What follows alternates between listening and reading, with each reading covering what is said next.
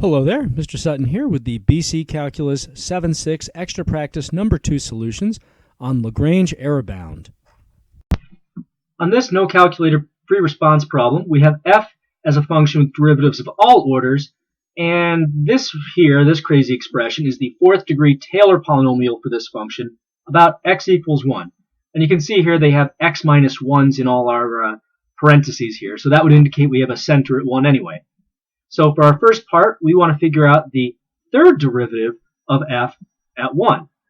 Now, the key here is recognizing that this Taylor polynomial gives us perfect information about the f function at x equals 1.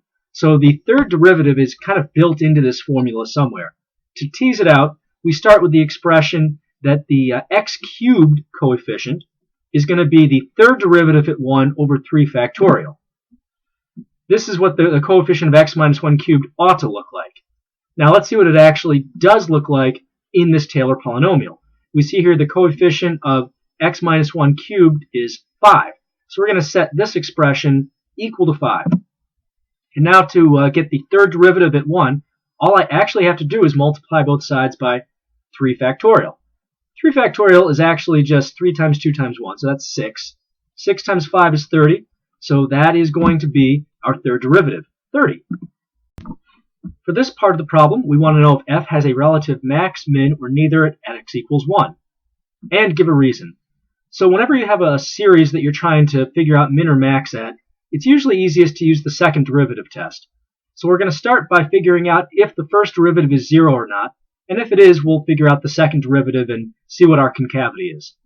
So the coefficient of x minus 1 would be our first derivative at 1 of the function. But I don't see an x minus 1 here. That means that this f prime of 1 must actually be 0, which means, yes, we do indeed have a critical value at x equals 1. Well, that means we need to find the second derivative. Now, an expression for getting the second derivative out of this mess is we know that the coefficient of x squared, or x minus 1 squared in this case, should be the second derivative of 1 over 2 factorial. This is what it ought to look like. Let's see what the coefficient of x minus 1 squared in the series actually is. So looking here, x minus 1 squared has a coefficient of negative 6. So setting these equal now and solving for f double prime of 1, we just multiply both sides by 2 factorial, or just 2. This comes out to negative 12 for that second derivative. Now the important piece of this is that this is a negative number. Since this is negative, that means that we are concave down. If we have a smooth turnaround at concave down part of the graph, that means we have a relative max. So based off of this, we can say f has a relative max at x equals 1. For this part of the problem, they're telling us g is a function defined as the integral from 1 to x of f of t dt. We want the third degree Taylor polynomial for g about x equals 1. And then we're going to use it to approximate g of 1.1. All right, so if we want the third degree Taylor polynomial, and this thing is essentially the integral of f, which is represented by this polynomial, then we just need to take the integral of this series that they already gave us. Now, if we want third degree, we need to do up to the second degree inside the integral. Because when I use my reverse power rule, that's going to bump up this second power to a third power. So then I'm going to do the integral from 1 to x of just 3 minus 6 times x minus 1 quantity squared. Just the first 2 degrees here. And I'm going to call this p sub 3 of x. All right. Now, I'm not guaranteed that things are going to zero out when I plug in this 1 down here for my lower limit. So I'm actually going to evaluate this inside one of my evaluation boxes, and I'm going to do this all in terms of t. So going from left to right, antiderivative of 3 is going to be 3t. And then for this next one, I'll just use the reverse power rule with a t minus 1 inside. So this bumps up to a 3. Dividing by that, we've got minus 2 times t minus 1 cubed.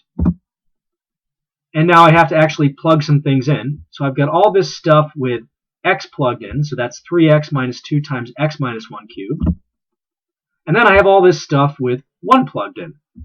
So we're going to have a 3 times 1, which is 3. We'll be subtracting that in a second.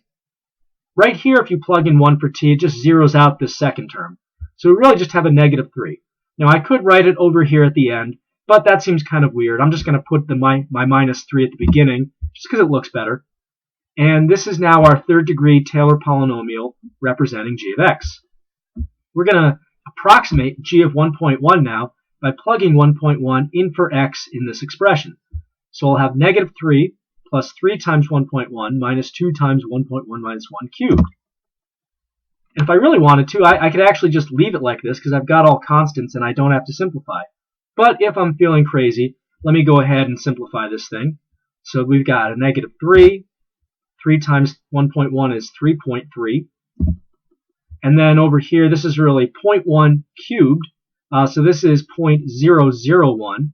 But we're multiplying by negative 2, so we're subtracting 0.002 from all this craziness. Going from left to right now, negative 3 plus 3.3 would give us just 0.3. And then subtracting 0.002 from that, I would have 0.298. So there's my final simplified answer that I didn't really need to get. For this last problem part, they're saying that h is a function defined as the derivative of f. We want the third degree Taylor polynomial for h about x equals 1. And then we want to verify that the graph of h does not have an inflection point at x equals 1. So let's find our h function here, or at least our third degree Taylor polynomial for it. So since h is just f prime, I can just take the polynomial that represents my f function right here and take the derivative. I just need to make sure that I have enough to give me a third degree polynomial when all is said and done. Now when I take the derivative of a polynomial, I'm going to get a polynomial that's 1 degree less all the way across. Since this last term is the fourth power and I want third degree, I can just use what they gave me here and I'll have enough to get this third degree polynomial. Awesome! Let's go ahead and get h. I'm going to call this, by the way, t sub 3, just so I have something to call this approximation.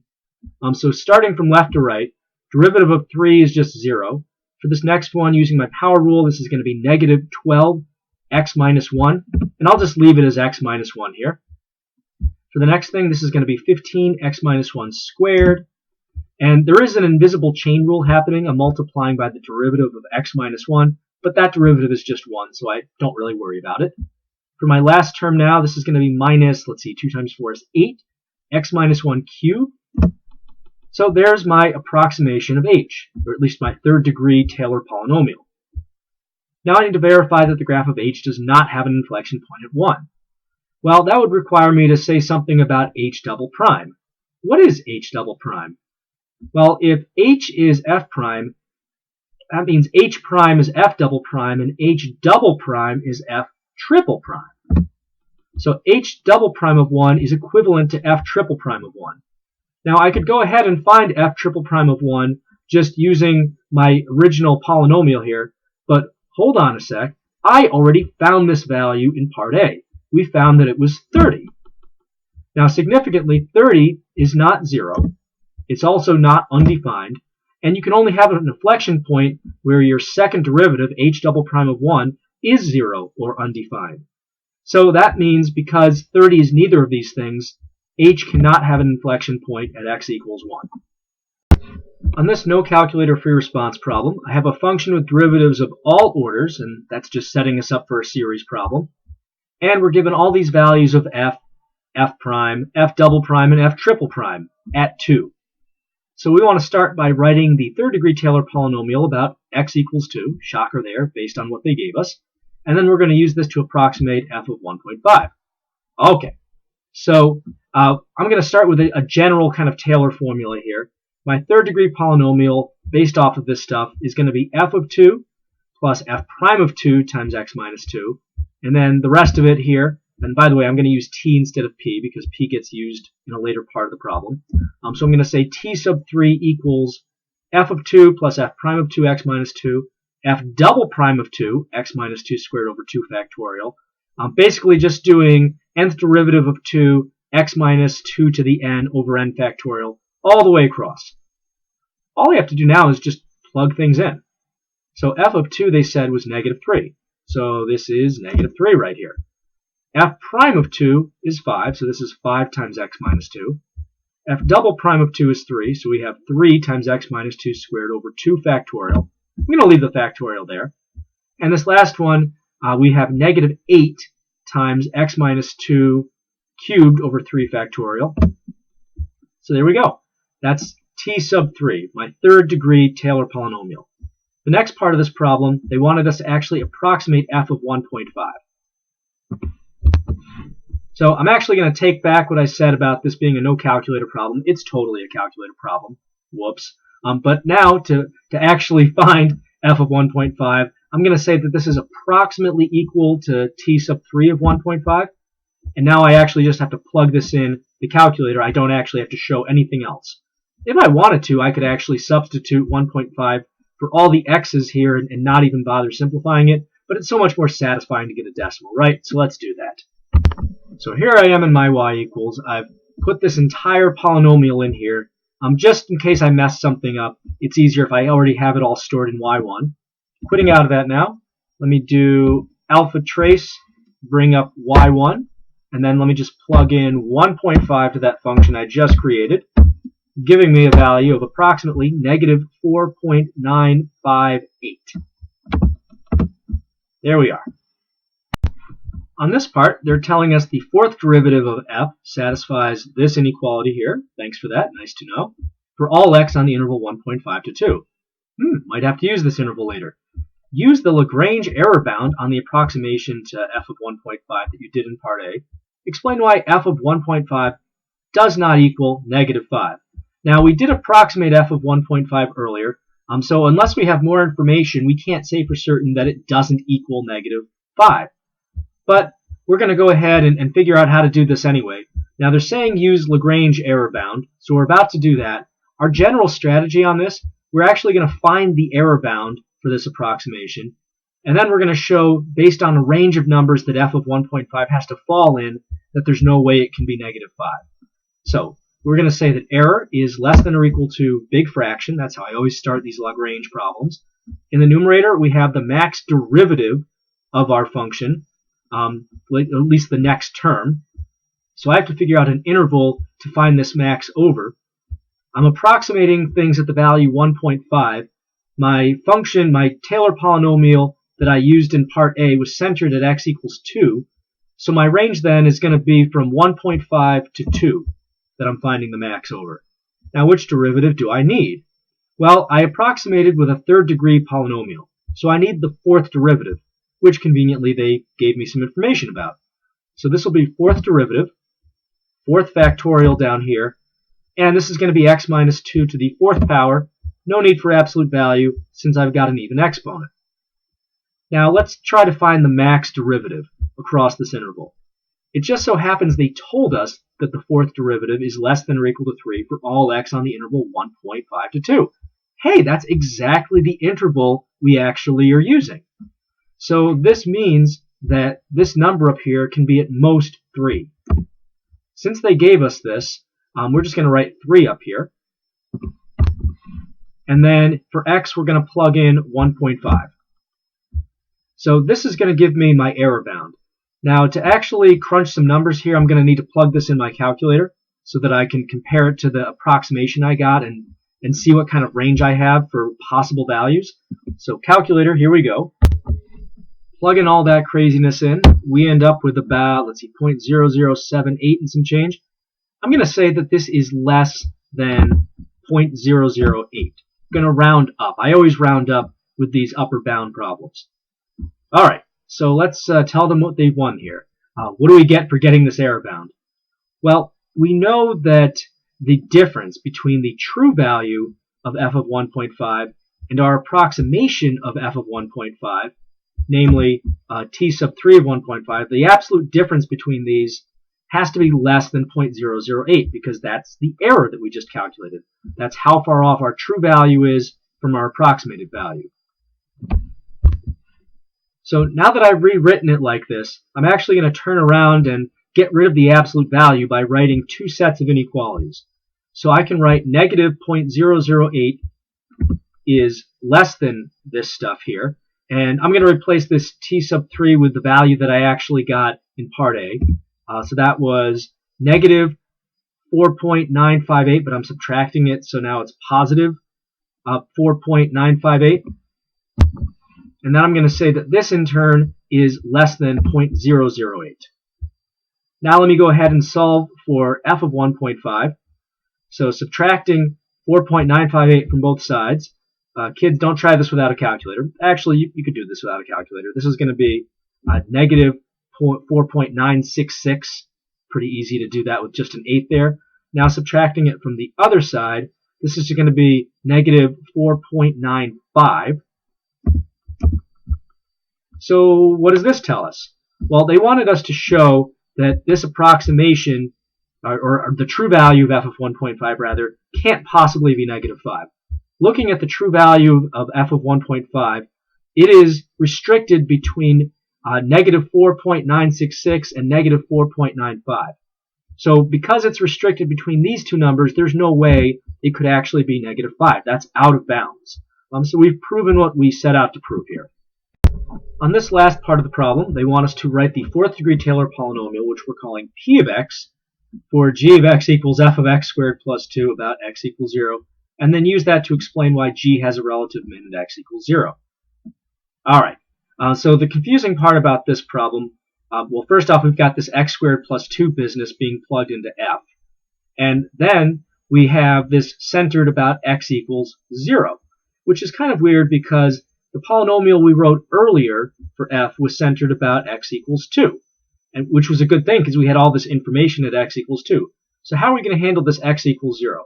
Well, the short answer is we're not. We're just going to kind of forget about it until later, and then we're going to come back to it and hope that we've actually satisfied this.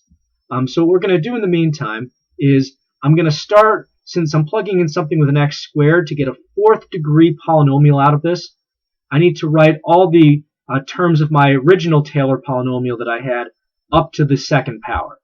So I'm going to say that f of x is approximately equal to, I'll call this t2 of x, which is just going to be up to the second power of what I wrote out in part A.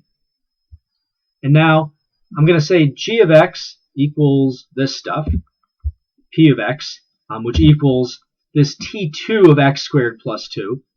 So to get g of x, p of x, whatever you want to call it, I'm basically just going to plug x squared plus 2 into this and hope for the best. So I'm going to have negative 3, I'm going to have 5 times, and now we're going to have x squared plus 2 minus 2 in there. Over here I've got 3 times, and now big parentheses, x squared plus 2 minus 2 squared over 2 factorial. So basically all of this stuff with x squared plus 2 instead of x.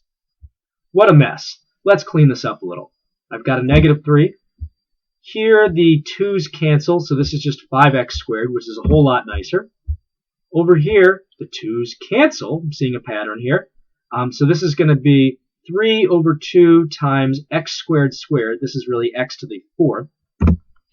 And now if we take a quick look here, you'll notice since I just have x and x, basically x minus 0 squared and x minus 0 to the 4th, this polynomial does just so happen to be centered at x equals 0. Well, thank goodness, because I wasn't really sure how to handle that otherwise. Okay, so the next thing we wanted to do is use this p of x function we just came up with to say why g has to have a relative min at x equals 0. To talk about mins and maxes with a series, we like to use the second derivative test. So we need to figure out the first derivative to see if we have a critical value, and then the second derivative will tell us whether that's a max, a min, or neither. So our first derivative, we notice that there is no linear term here, which is where the first derivative lurks on these things. Since there's no linear term, that means that, and now this is an approximation of g, that means that g prime of 0 must have a value of 0. We zeroed out the x term. At least we would have if we built this thing from scratch. Now we have to find g double prime of 0. G double prime of 0 over 2 factorial is going to be the coefficient of x squared in this p of x function. But now what is the actual coefficient of x squared? It's 5. So this stuff has a value of 5. Solving for g double prime of 0, we just multiply both sides by 2 factorial. That gives us a second derivative of 10, which significantly is greater than 0, is positive. Since my first derivative at 0 was 0, so I have a critical value, and my second derivative is positive, that means we're concave up, which means we're at the bottom of a turnaround here. So this is going to be a relative min that g has at x equals 0 by the second derivative test. On this problem, we have the first four terms of a Maclaurin series for some function f given here, and we're told this series converges to f for all values of x. We're given the graph of the absolute value of the third derivative of this mystery function f, and we also have this p sub 2 of x. It's the second degree polynomial for f. Now we want to know the smallest value of k such that f of 1/4 minus p sub 2 of 1/4 is less than or equal to k. Well, let's just translate that into English. This is basically the error bound here that they're trying to find. So you're taking the true value of the function at 1/4 and you're subtracting the approximation, so that's giving you the error. So to find this Lagrange error bound, this is the key word, we're going to have a big crazy fraction that the error is less than or equal to. And in the numerator, I have the max possible value of the derivative on some interval. And then we have some factorials and some other stuff going on. Let's tackle the numerator first. So the interval over which I'm finding my max derivative, it's going to have to be my max third derivative because this is a second degree approximation here. So we have to go 1 degree more than the degree of the approximation.